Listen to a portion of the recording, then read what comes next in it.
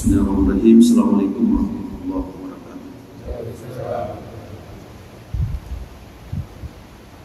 Alhamdulillahirabbil alamin. Wassalatu wassalamu ala asyrafil anbiya'i wal mursalin wa ala alihi wa ashabihi ajmain. Amma ba'd. Bapak-bapak dan ibu sekalian, pertama-tama kita syukur bahwa pada hari ini kita bisa hadir kembali di Masjid Syuhada untuk subuh jamaah. Kita tidak pernah berhenti berharap, mudah-mudahan semua pergerakan kita menuju masjid ini dicatat oleh Allah Subhanahu wa taala sebagai salah satu amal yang memperberat kebaikan kita semua.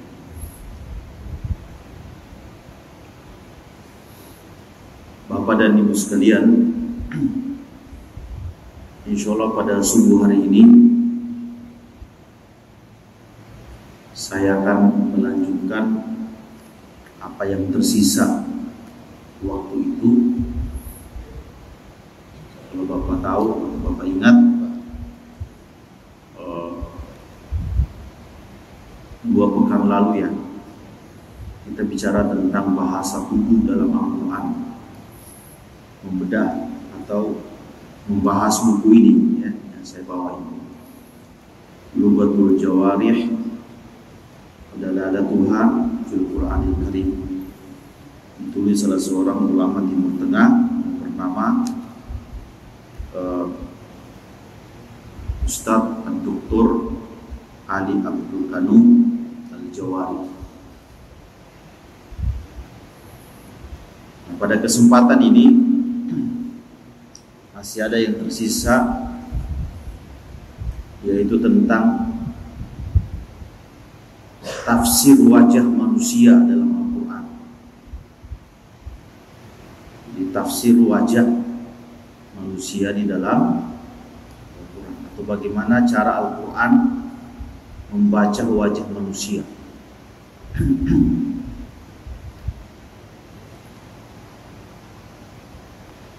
Bapak dan ibu sekalian yang dimuliakan Allah Subhanahu wa taala, ya tentu pengetahuan kita tentang bahasa tubuh ini, termasuk membaca wajah orang, itu sebenarnya bagian dari pelengkap keimanan. Ya, bagian dari pelengkap keimanan. Karena di dalam Al-Quran itu berulang kali Allah menyebut bahasa-bahasa tubuh, seperti misalnya tentang pergerakan mata, kedipan wajah, tangan, ya, cara berjalan, tangan terbelenggu, tangan yang terlepas, ya. Itu kan bahasa-bahasa Quran kan. Nah, kita sebagai pembaca Quran, kalau kita baca itu melengkapi dari pengetahuan kita tentang Quran. Ya. Dan yang kedua, wajah itu merupakan salah satu cara kita berkomunikasi kepada orang lain di luar dari bahasa lisan kita. Ya. Dengan melihat wajah orang itu banyak tafsir yang bisa kita maknai. Nah, kalau wajah kan isinya ada pipi ya, kemudian ada mulut, ada hidung, ada alis, ya, ada telinga, ada mata. Dan dari wajah itu kadang-kadang kita bisa mengenal keadaan orang. Dia lagi sedang marah, lagi sedang sedih, lagi bahagia, lagi panik, Atau paling gampang lihat wajah orang itu dia sedang jijik atau tidak. Itu paling ekspresif ketika dia jijik, itu bergerak semua, ya kan? Atau wajah yang sedang takut. Dari wajah itu juga kita bisa tahu asal daerah orang, asal kabilah orang. Ya, di masjid ini kita bisa tahu mana dari Sulawesi, mana dari Sunda, mana dari Papua, ya, mana dari Sumatera, mana dari Kalimantan. Nah, itu biasanya kita bisa tebak nih, walaupun kadang-kadang tebakan kita itu salah. Ya, yang paling gampang ditebak wajahnya itu orang apa, Pak? Hah? Ya orang Papua, atau orang Sunda itu kadang-kadang kita tahu nih dia. Kalau wajah saya ini masih ikhtilaf, ya. Kadang saya ditebak orang Sumatera, ternyata salah, ya. Kadang-kadang dari Palembang, ya. Ternyata nanti bicara baru ketahuan dari Sulawesi. Karena bahasa itu dia bisa, logatnya kan tidak bisa didustakan, kan. Tapi itu perbedaan wajah itu anugerah dan nikmat, ya. Coba Bapak bisa bayangkan kalau muka kita semuanya kayak mukanya Pak Andi, ya kan? Nah, itu tidak enak hidup kayak begitu, ya. Kita sering salah berkomunikasi, salah. Nah, dengan perbedaan wajah itu adalah nikmat besar. Kemudian juga dari wajah itu kita bisa mengetahui status sosial orang. Ya. Kadang-kadang orang itu lucu, ya, bisa dia tebak ini wajah orang miskin sama wajah orang kaya. Ya. Wajah dia tajir sama wajah pengusaha sama wajah kalau wajah ustadz kadang-kadang kelihatan, ya kan? Guru tajwid itu kelihatan, ya kan? Wajah profesi ini profesi itu biasanya orang bisa tebak. Ya. Seperti saya pernah cerita dulu, Imam Syafi'i pernah kedatangan 2 orang di depan Ka'bah itu. Mereka main tebak-tebak, ini kira-kira yang datang ini siapa? Yang satu bilang ini tukang besi, yang satu ini kayaknya profesinya tukang kain. Ini mereka berlomba ini menebak yang datang. Lihat dari wajahnya, ternyata firasatnya dua-duanya betul. Yang datang ini adalah seorang yang kadang-kadang profesi sebagai tukang kain, kadang-kadang dia tukang besi. Nah, itu firasat yang dibangun oleh 2 imam ini tentang melihat wajah orang. Dan yang menarik Bapak dan Ibu sekalian, di dalam Islam itu gambaran wajah kita ini, ya, gambaran wajah kita ini itu ekspresinya bisa dapat dosa atau bisa dapat pahala. Jadi dari wajah kita ini bisa dapat dosa, bisa dapat. Makanya kata Nabi Shallallahu Alaihi Wasallam, tabassumuka fi wajhi akhika shadaqah. Engkau tersenyum ke arah atau melemparkan senyum kepada saudaramu itu dianggap sebagai sebuah sedekah. Sedekah itu kan pahala, kan? Hanya bersumber dari wajah. Kita ngapa-ngapain gerakin sedikit mulut, itu dapat pahala. Walaupun nanti tafsiran senyum itu juga ada makna-maknanya. Ya. Coba diam saja, gerakin mulut sedikit, senyum sedikit, udah dapat sedekah. Seringan itu.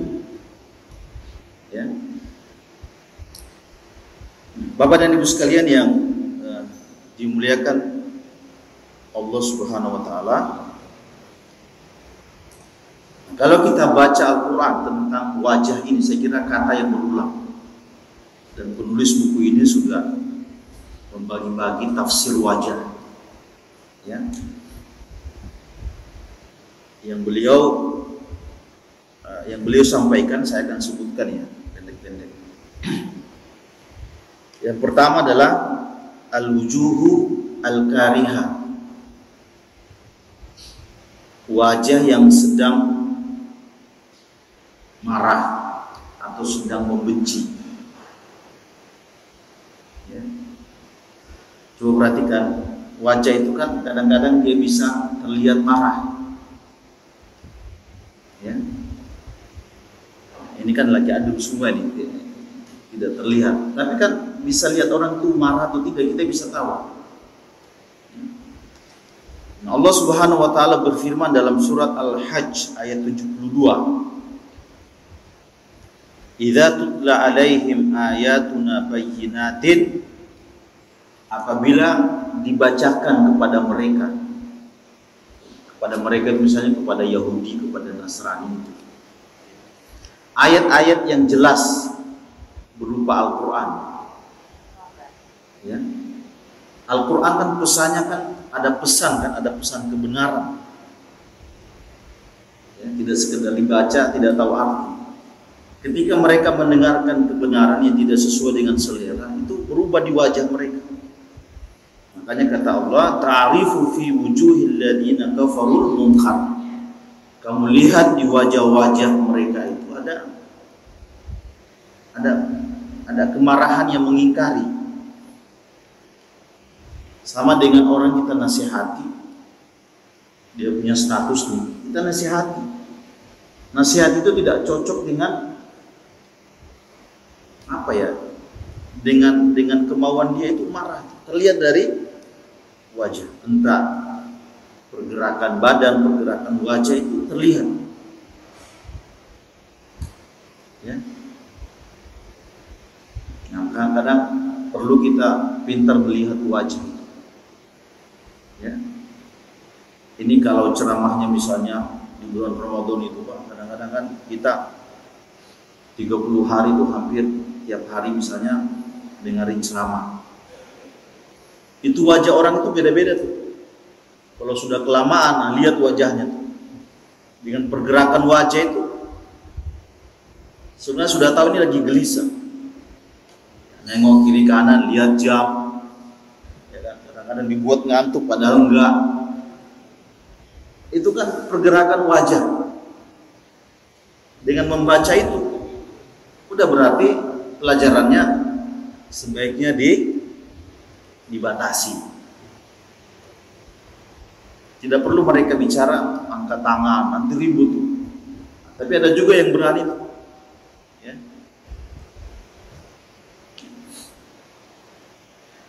Bapak dan Ibu sekalian yang dimuliakan Allah Subhanahu wa taala, kita di dalam berkeluarga kadang-kadang juga, ini kan wajah ini setiap hari kita ketemu, ya, wajah anak, wajah istri, itu kapan ngerti kita kapan dia sedang marah, kapan tidak, ya. Dulu orang-orang bijak berkata begini, kalau lihat pada wajah istri itu ada perubahan, entah dia marah atau dia diam, ya, maka itu tafsirnya ada 3. Jadi kalau ada, nah ini baru nyambung nih, tadi direkam nggak?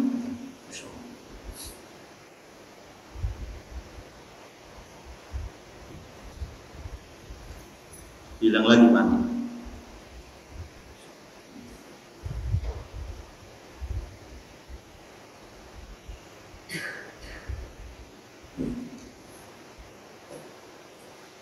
Udah sampai di mana tadi, Pak? Hah? Yang Bapak tahu wajah istri, ya. Kalau istri itu diam, ini orang-orang filosof dulu ngomong kayak gini Pak. Ini kan ilmu kan. Jadi kalau istri itu diam, tidak seperti biasanya, itu cara membacanya ada 3. Yang pertama, dia sedang memikirkan sesuatu yang mendalam. Entah pikirkan kalau ada masalah di rumah, masalah anaknya, belum bayar sekolah, masalah ini, pasti pikirannya itu sedang mendalam betul. Sehingga yang dia bisa lakukan adalah diam. Ya. Ada masalah yang dia tidak bisa pecahkan, makanya dia pilih diam. Yang kedua, cara membacanya adalah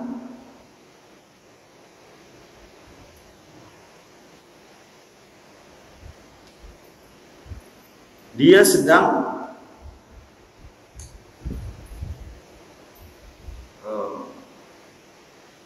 menginginkan sesuatu, entah dari suaminya, entah dari anaknya, entah dari yang lain, tapi tidak tercapai.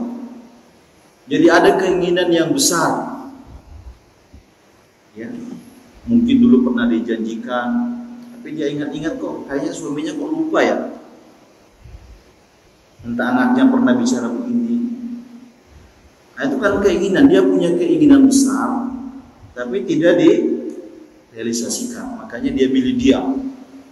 Dan permintaan itu sampai turun ke hati. Yang ketiga, bisa jadi dia hancur dari dalam. Bisa jadi dia hancur dari dalam. Entah dia sakit hati, entah dia apa. Nah itu kan cara membaca. Itu orang-orang filosofi dulu ngomong kayak gitu. Itu mungkin ada betulnya.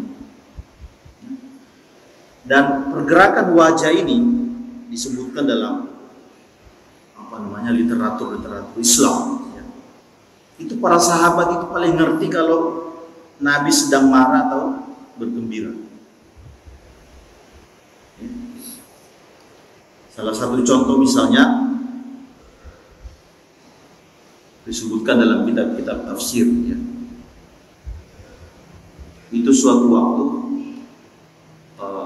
ada seorang sahabat namanya Tolha bin Ubaidillah. Kalau Bapak tahu Tolha bin Ubaidillah itu salah satu sahabat yang kaya. Dia juga salah satu sahabat yang diberi kabar gembira masuk surga. Suatu waktu Tolha ini itu berbicara lama dengan Aisyah, istri Nabi SAW. Yang keberapa? Jangan bilang kedua, Aisyah itu yang ketiga. Ya, setelah Khadijah, Saudah bintu Zam'ah, kemudian Aisyah. Nah, Tolha ini berbicara lama dengan Aisyah. Dia kan istri Nabi kan. Nabi masuk, terlihat pada wajah beliau itu tidak senang. Kenapa istri saya bicara dengan? Terlihat dari wajah beliau. Aisyah melihat wajah Nabi, dia langsung menyetop pembicaraan itu, masuk dan bahasa kita, Tolha itu merasa tersinggung dengan pergerakan wajah Nabi. Kemudian Tolha ingin membela diri sambil berkata, "Ya Rasulullah, innaha ibnatu ammi." Ya Rasul, Aisyah itu kan sepupu saya. Semestinya saya bicara dalam hal menuntut ilmu, ada kebutuhan sesuatu, itu tidak mengapa. Kata Nabi, saya mengerti. Tapi juga engkau harus tahu bahwa yang paling laki-laki paling cemburu, Rabb yang paling cemburu itu adalah Allah.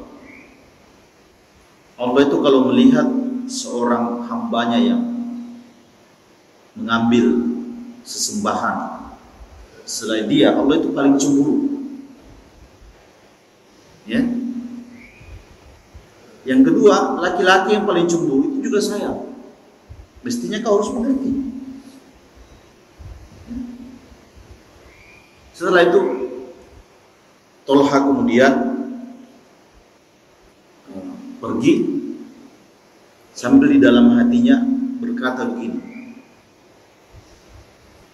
la tazawwajanna Aisyata ba'da. Saya bercita-cita akan menikahi Aisyah nanti kalau Nabi sudah meninggal. Saya akan menikahi Aisyah ya, tidak lama setelah Nabi. Artinya laki-laki yang berhak menikahi Aisyah itu saya. Tidak lama setelah itu Allah kemudian menurunkan ayat di dalam Al-Quran untuk meluruskan ini. Allah berfirman, wala an tankihu azwajahu min ba'dihi abadan. Tidak boleh bagi kalian untuk menikahi istri-istri Nabi, karena itu bagian dari bentuk menyakiti hati beliau.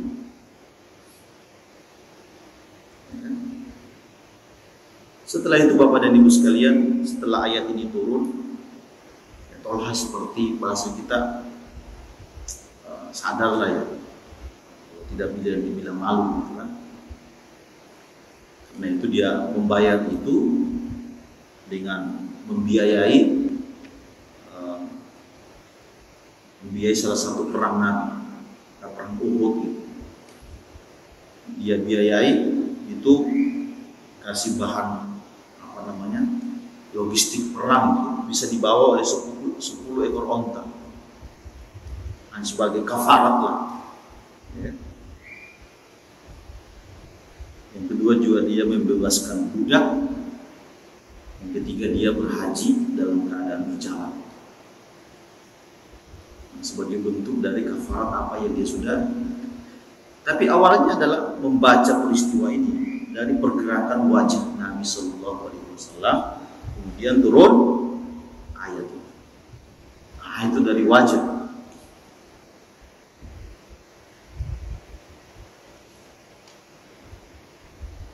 Yang kedua, Bapak dan Ibu sekalian, penulis ini menyebut ada al-wujuhu al-basimah, wajah yang tersenyum.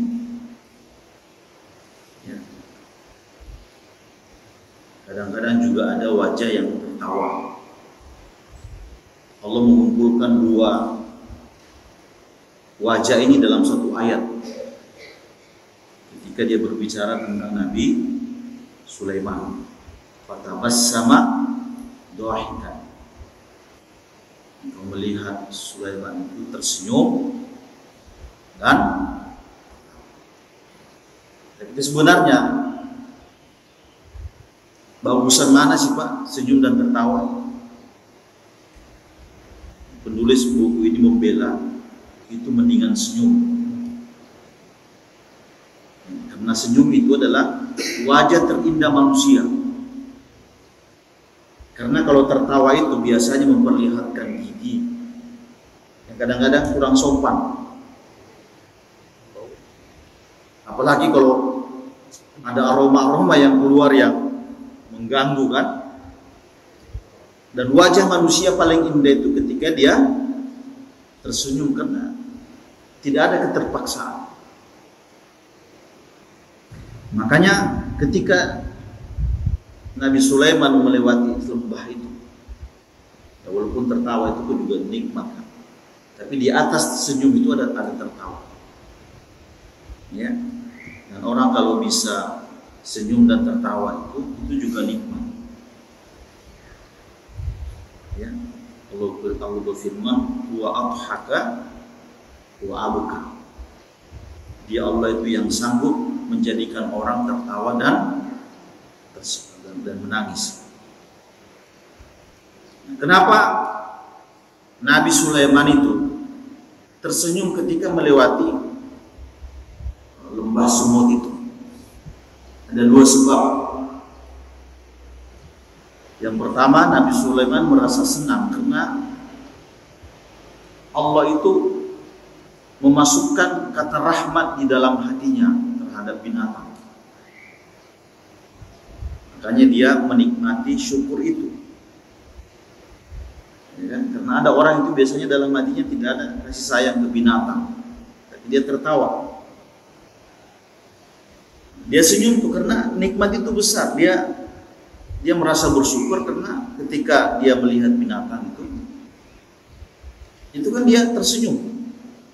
Dia merasa senang karena Allah memasukkan kasih sayang dalam dirinya dan karena itu dia bisa tersenyum. Yang kedua, dia merasa senang karena nikmat ini hanya dia yang diberi sementara orang lain tidak diberi. Ya, berkomunikasi dengan semut itu kan tidak bisa dilakukan kecuali Nabi, makanya dia tersenyum, ya. Nah, Bapak dan Ibu sekalian yang dimuliakan Allah Subhanahu Wa Taala,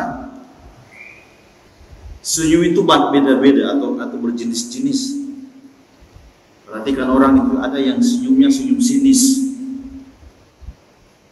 Dia senyum tapi sinis tuh. Ya. Ada senyum yang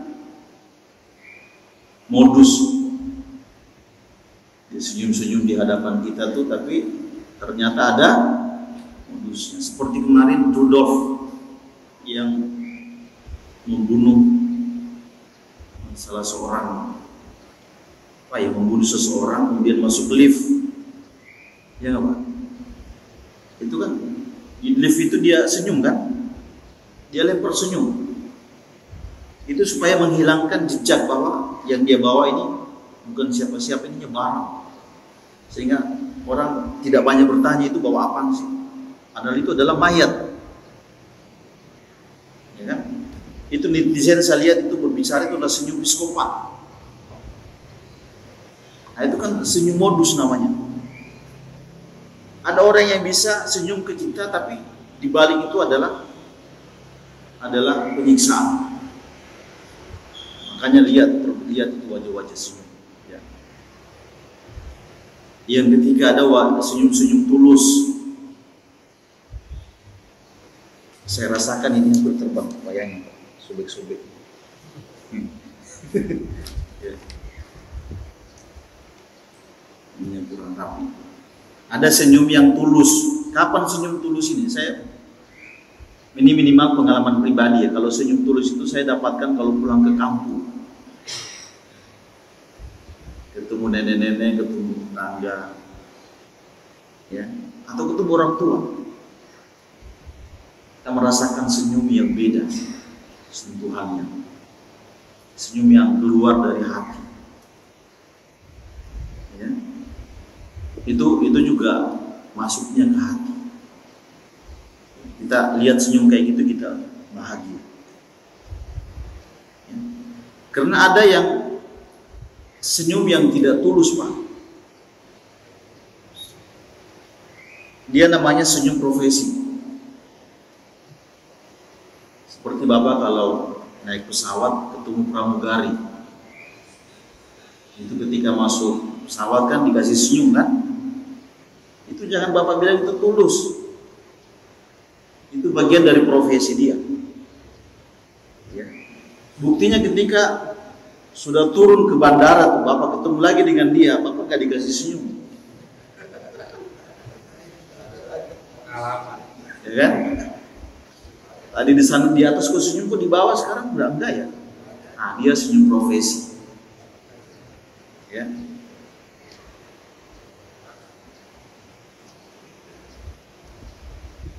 Bapak dan Ibu sekalian yang dimuliakan Allah Subhanahu wa taala. Dan yang paling indah adalah kita bisa senyum menghadapi kebaikan. Bapak bisa melihat anak yang nurut ya, kemudian senyum. Nah, itu senyum nikmat. Bapak kemudian bisa melaksanakan sholat subuh, pulang dalam keadaan hati lapang, senyum,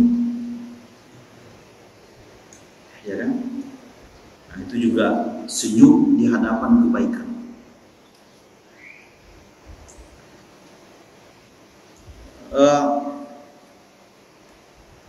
Nabi itu untuk masalah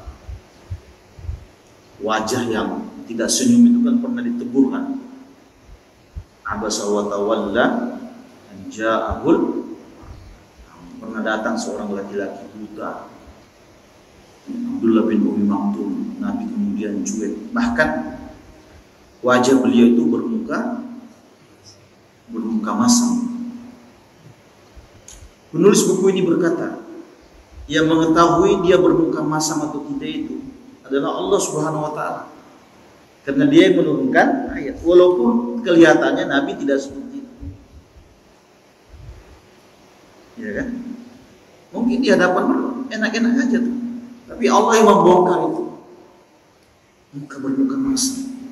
Ketika Nabi berbicara dengan pembesar-pembesar Quraisy, Utbah bin Rabi'ah, Abu Jahal, bahkan paman beliau Abbas, itu lebih. Tapi ketika berbicara dengan laki-laki ini, dan Abdullah bin Umar itu juga tidak lihat kan muka Nabi kan, dia buta. Tapi siapa yang memberitakan saat itu bahwa Nabi sedang bermuka masam? Allah yang menurunkan ayatnya, kan? Berarti dia ngerti. Dan Bapak tahu, masukan yang paling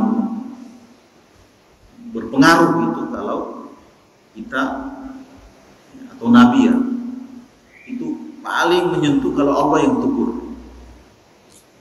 Kalau kita ditegur-tegur orang ini, kadang-kadang kita mungkin bisa cuek.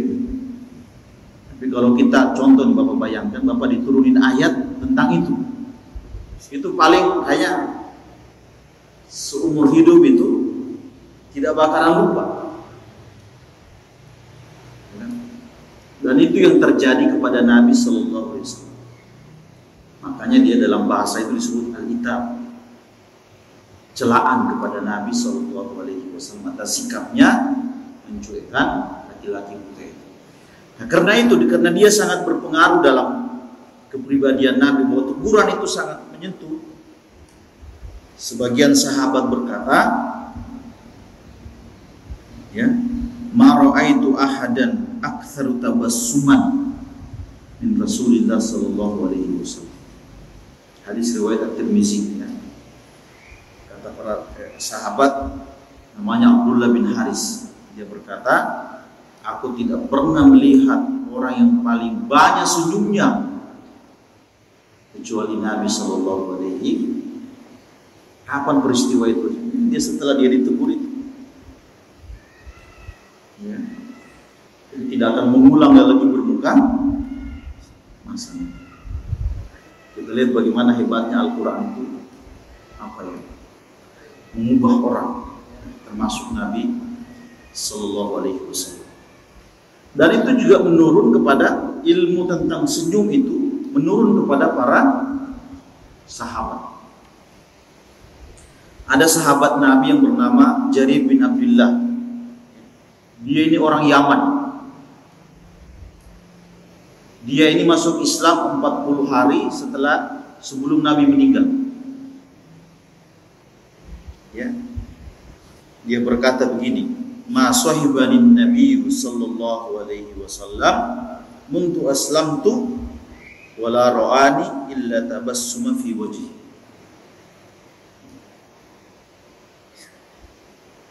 Lama saya bergaul dengan Nabi sallallahu alaihi wasallam. Setiap kali Nabi memandang saya, maka pada saat itu wajah saya selalu tersenyum.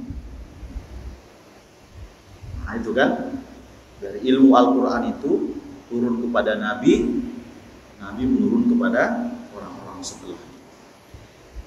Dan saya kira juga ada beda ya kalau wajah kita tegang, ya, itu orang salam aja takut. Ya, tapi kalau kita sudah mencoba membuka wajah ini, kita diam, orang nyapa sendiri. Jadi senyum itu adalah cara mudah kita menerima orang atau cara mudah kita diterima orang. Karena itu dia dianggap sebagai ibadah. Saya tahu di beberapa kali baca orang-orang motivator itu ya, orang motivator itu beberapa kegiatan motivasi di Jepang, di Korea itu katanya kalau belajar senyum itu sampai dilatih Pak, muka ini. Ya. Nah itu modal. Ya. Makanya pepatah Cina berkata, jangan coba-coba buka warung kalau tidak bisa tersenyum. Ya kan? Karena modal Anda buka warung itu adalah senyum. Coba sebegitu hebat ya bahasa tubuh di dalam Al-Quran itu tentang senyum. Sampai jam berapa Pak? Suruh 5.26 Ustaz. 10 menit lagi ya. Kita baru bahas 2. Ini ada 11 wajah di dalam Al-Quran ya. Saya seadanya aja, nanti kalau waktunya habis saya berhenti. Yang ketiga adalah al-wujuhu al-mutakabbirah, wajah yang sombong, yang merasa besar. Ya. Ini kan kita bisa tahu Pak, orang yang merasa punya status, punya banyak followers, punya banyak hal yang itu biasanya itu larinya ke wajah. Ya kan? Makanya kita sebut kadang-kadang muka boros, muka sombong. Dan untuk wajah seperti ini Al-Quran punya bahasanya. Allah berfirman, saya kira ini menjadi nasihat terbaik Luqman untuk anaknya. Wala tusa'ir khaddaka linnas. Wahai anakku, jangan kau palingkan wajahmu dari manusia, tidak mau lihat dia. Itu kan ekspresi wajah sombong. Ya kan? Dia kalau entah cara dulu ya, cara orang mengenal sombong itu dulu dari cara dia berpakaian. Ya. Kadang-kadang ada juga jalannya yang dibuat-buat. Tapi walaupun kadang-kadang sekarang ya ada orang yang jalannya tawadu tapi sebenarnya dia sombong. Bisa disembunyikan. Ya, cara dia mengakson ya kan, cara dia bunyiin mesin di jalan itu kan bisa terlihat. Ya. Dan saya kira ini Al-Quran punya bahasanya. Tusa'ir itu para ulama berkata membalikan leher, tidak mau lihat orang. Kenapa dia tidak mau lihat? Dia tidak sestatus dengan saya. Dari sisi keilmuan, dari sisi harta, materi, popularitas semua. Tidak mau lihat orang. Nah, itu cara wajah yang sebetulnya namanya wajah sombong. Ya. Kemudian ada wujuhu al-muhtajah, wajah yang membutuhkan. Bapak lihat kan ada wajah nih, dia tidak usah meminta, tapi lihat wajahnya ini kayaknya perlu dikasih nih orang. Wajah-wajah kasihan. Ya. Makanya dalam Al-Quran itu saya kira masjid itu harus punya database-nya. Orang miskin itu ada 2. Ya. Lisa'ili wal mahrum. Lisa'ili adalah orang yang berani meminta secara terang-terangan, saya nggak punya nih, kasih dong. Yang kedua mahrum, orang yang butuh tapi tidak meminta, hanya bisa dilihat dari wajah. Nah, itu yang saya bilang tadi, itu pelengkap dari pengetahuan kita tentang Quran. Ya. Nah, dalam bahasa penulis menyebutkan wujuhul muhtajah atau wajah yang membutuhkan itu ada 2. Ada yang sifatnya maddiyah, ada yang sifatnya ma'nawiyah. Maddiyah itu yang orang yang butuh materi. Al-Quran juga punya bahasanya. Allah berfirman, ta'arifu bisimahu. Engkau bisa lihat dari tanda-tanda dari wajah dia. La yas'aluna an-nasa ilhafa. Dia tidak meminta secara terang-terangan. Tapi lihat wajahnya. Nah, orang yang begini ini orang yang butuh materi. Tapi ada orang Pak yang butuh maknawi saja. Dia tidak lihat dari wajahnya, tapi permintaannya besar. Contoh ya, Allah, Nabi Sallallahu Alaihi Wasallam pernah meminta supaya Ka'bah itu, kiblat kaum muslimin itu adalah Ka'bah. Jangan terus-terusan menghadap Baitul Maqdis, karena itu punya orang Yahudi. Nabi itu meminta supaya Ka'bah itu jadi kiblat kaum muslimin. Imam Ibnu Katsir berkata sekitar 6 bulan Nabi itu kan menghadap ke Baitul Maqdis beribadah kan?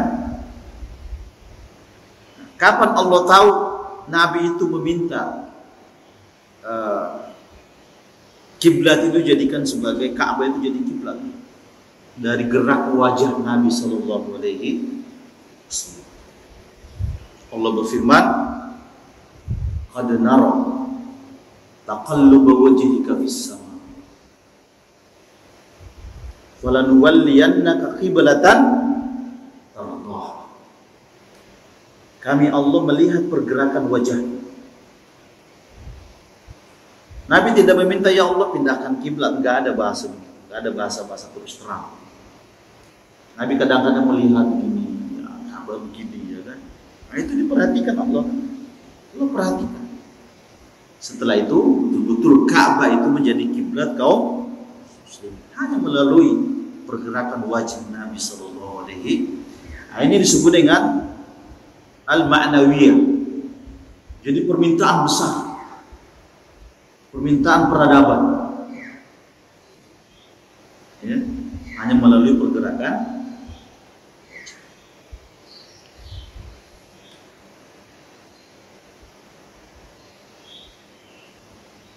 Nah, satu lagi yang terakhir.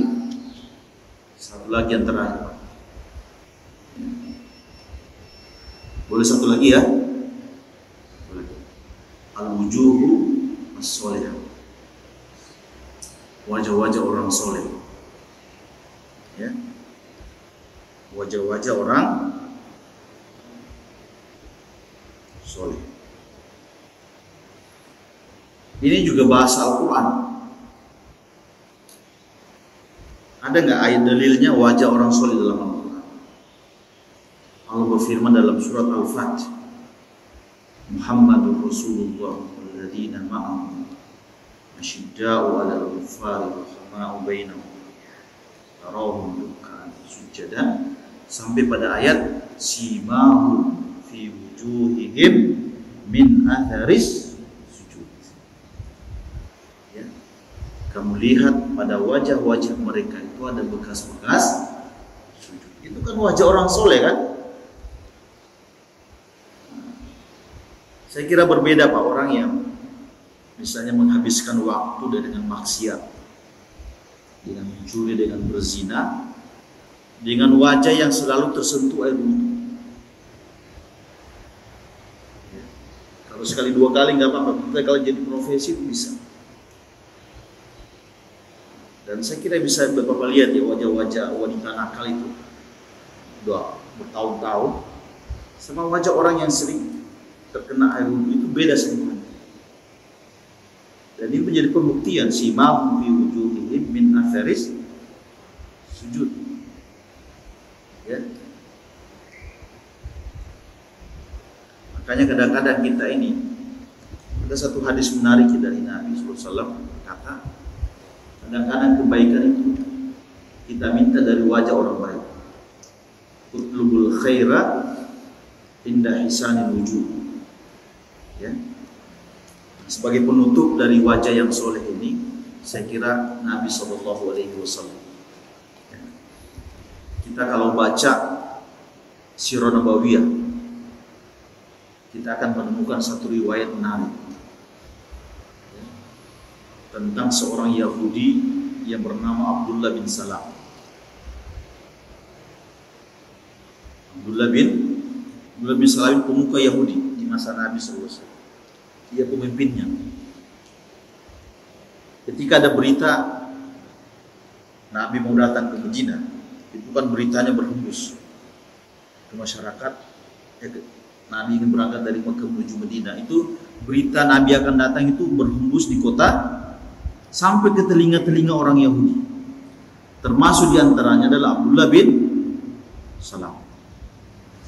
Karena itu ketika Nabi datang itu disambut oleh bukan sekedar orang-orang yang berita Nabi kan sudah dibawa sebelumnya oleh Mus'ab bin Umair kan, bahwa Nabi akan datang.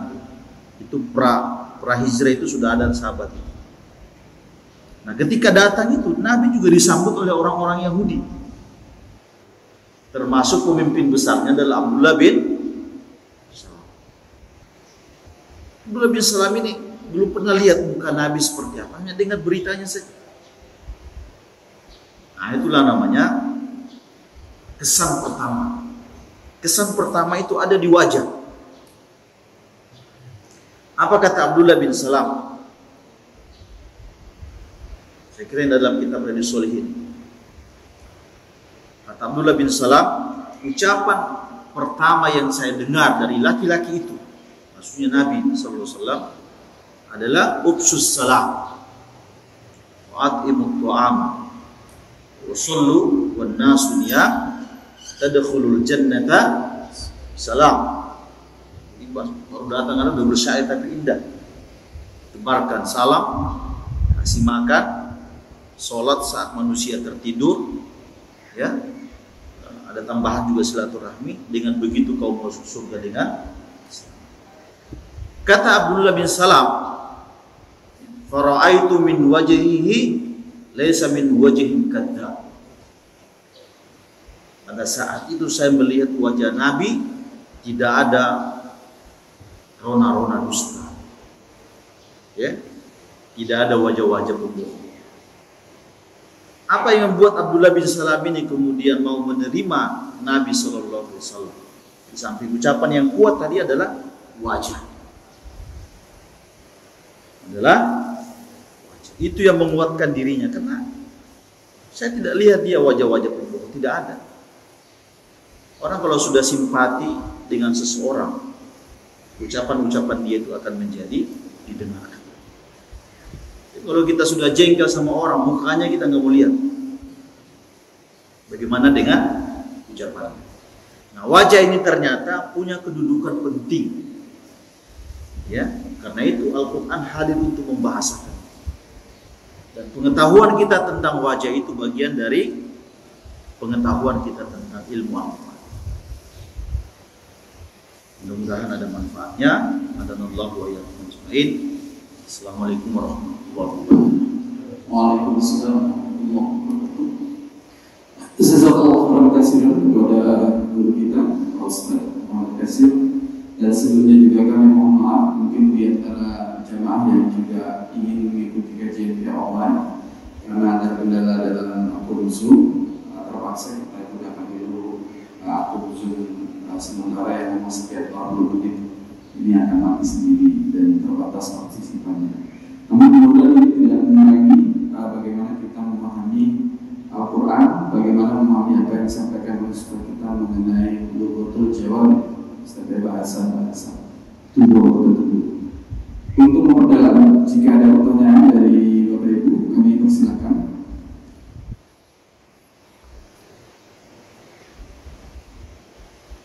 Bismillahirrahmanirrahim. Terima kasih Pak Ustaz atas penjelasannya.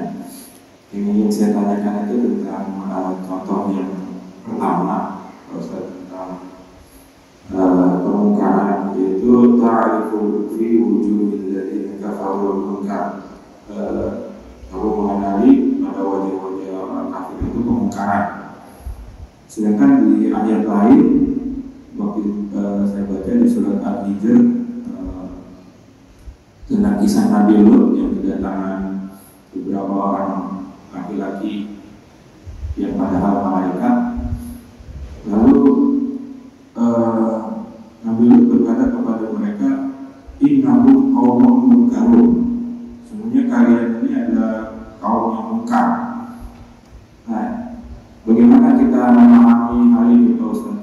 Karena kosakata mungkar ini bisa dipakai untuk orang yang kafir, yang jahat, tapi bisa juga dipakai kepada orang yang malaikat gitu. Jadi kontrasnya sangat jauh sekali. Satu malaikat yang tidak punya dosa, satu lagi orang kafir yang berdosa. Terima kasih, Pak Ustaz. Iya. Bahasa mungkar itu adalah bahasa lama, ya, dikenal di zaman Nabi Lut, bahkan dikenal di zaman Nabi Musa juga. Ya. Coba perhatikan ketika Allah berfirman, ya, menggambarkan tentang Nabi Musa dan Khidir. Ada seorang anak yang Nabi Khidir lewat ke anak-anak, dibunuh kan? Iya nggak Pak? Dibunuh kan? Padahal anak itu tidak punya dosa. Apa kata Allah di dalam menggambarkan ayat laqad ji'ta wa ammal gulam,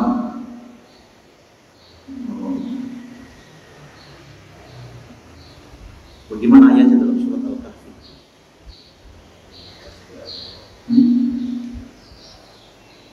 Hatta idza laqiya gulaman faqatalahu qala aqatalta nafsan zakiyatan bighairi nafs laqad ji'ta syai'an nukra.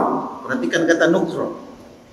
Nukra itu satu akar kata dengan mungkar, ingkar. Ya, jadi di zaman Allah kan bercerita ya ketika berbahasa kepada umat itu sesuai dengan apa yang dia pahami, dan itu bahasa langsung kan kepada Khidir dan Musa kan. Ya. Justru di zaman juga di masa Nabi juga begitu, sebelumnya juga begitu. Artinya dia bahasa kuno, ya. Dan itu juga termasuk malaikat juga. Saya kira ada bahasa-bahasa yang dipahami oleh umat itu. Insya Allah nanti hari ini jam 9 itu ada bedah buku di IBF, judulnya Naskah Laut Mati dan Ashabul Kahfi. Saya sebagai moderator di sana. Itu pembicaranya adalah Profesor Dr. Minamin Ali dari Surabaya. Dia dosen Surabaya. Dia terkenal dengan ahli filologi. Ahli filologi itu Pak adalah orang yang menguasai bahasa-bahasa dulu. Ya. Dan kemarin saya dapat info dari beliau. Contoh misalnya mihrab. Ya kan? Mihrab itu di zaman di masa Maryam, istri Imran, itu juga dikenal mihrab kan? Mihrab itu tempat orang beribadah cuma 1 atau 2 orang. Nah, kita sekarang juga kenal mihrab ini kan. Tapi mungkin ininya beda. Bahkan mihrab itu sebenarnya adalah temple dalam bahasa dulu, tapi kita bawa ke konteks Islam dan konteks Al-Quran. Nah, saya kira itu juga kata mungkar wal fahsya itu sudah dikenal dari itu. Makanya dia berlaku untuk malaikat, berlaku untuk di zaman Nabi Musa, juga berlaku di masa Nabi SAW. Makanya kita temukan kata itu ada di sebuah masa. Nah, ingkar sendiri adalah pengingkaran, seperti kita memahami. Kita tidak setuju dengan sesuatu, kita ingkar. Ya, dalam hadis juga kan disebutkan gitu ya. Ingkar itu bisa dengan hati, bisa dengan lidah, ya, bisa dengan orang-orang udah ngerti ya, tentang makanya disebut ada mungkaran, dan itu sudah jadi bahasa Indonesia. Wallahu a'lam bishawab. Baik, ada lagi pertanyaan atau tambahan dari Pak Reza tentang cukup. Saya kira juga waktu syuruk sudah hampir lebih dari 12 menit. Kita tutup ya posternya. Jazakallah khairan katsiran dan bapak-bapak di sini maupun di rumah. Kajian kita tutup. insya Allah besok kajian bersama Bapak Ustadz Kejadian Istiqomah di sini kita bisa insya Allah kita bisa hadir di sini sama-sama. Dan itu subhanallah wa bihamdika asyhadu an la ilaha illa anta astaghfiruka wa atubu ilaik. Assalamualaikum warahmatullahi wabarakatuh.